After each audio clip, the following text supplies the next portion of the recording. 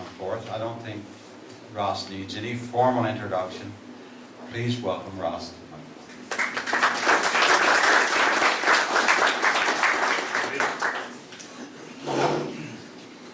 Thank you very much for that introduction. This is probably one of your second or third official functions. Yes. Great to be married. Yes. As I was listening to Leo talk about the history of the Random Age Friendly Board, I didn't realize it was that long ago. Back in 2007, when I was the Minister of Health and Community Services, I had a responsibility for seniors at that time. And one of the things that we as ministers across the country talked about was mimicking a project that the World Health Organization had been involved with, where they selected some countries to be a model to develop strategies around an aging population and looking at communities becoming age-friendly. So we wanted to take that same kind of concept and introduce it to Canada as a nation. And there was 8 or 9 provinces who agreed to be a part of the process, and we were one of them. But part of the commitment we had made was that each of us would select 2 communities who would be pilot projects for that initiative. And we needed to select communities who were going to had the capacity to actually take a concept and run with it, would have the capacity to make it a success because of the commitment that would be involved to make this successful. The kind of commitment would require not only the community leadership, but the entire community to embrace the concept. Now, I had a bias, obviously, so the first thing I thought about was Clarenville. And but despite my bias, as it's turned out, I was right. I don't tell my wife that, but I was right. But because the reality of this province that we're in, there's many communities throughout Newfoundland and Labrador who have tremendous capacity and tremendous success. But one of the things that Clarenville has demonstrated over the years, that with this project, as like others, that when we embrace something and make a commitment to it, it involves an entire community, from the mayor to council, to the business community, to all the residents. And what we're seeing here today is a successful story about how a community embraced a concept.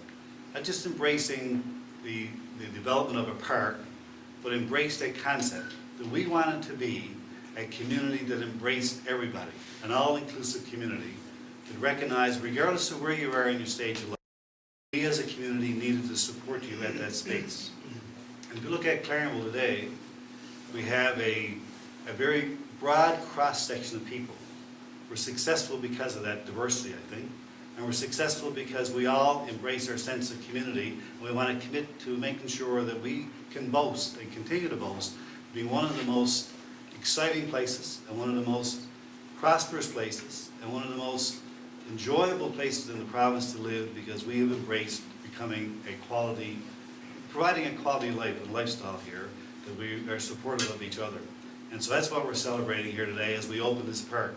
We're celebrating a community who's clearly demonstrated one more time that we embrace an all-inclusive society, and we want to make sure that we can boast a quality of life second to none in the rest of the province.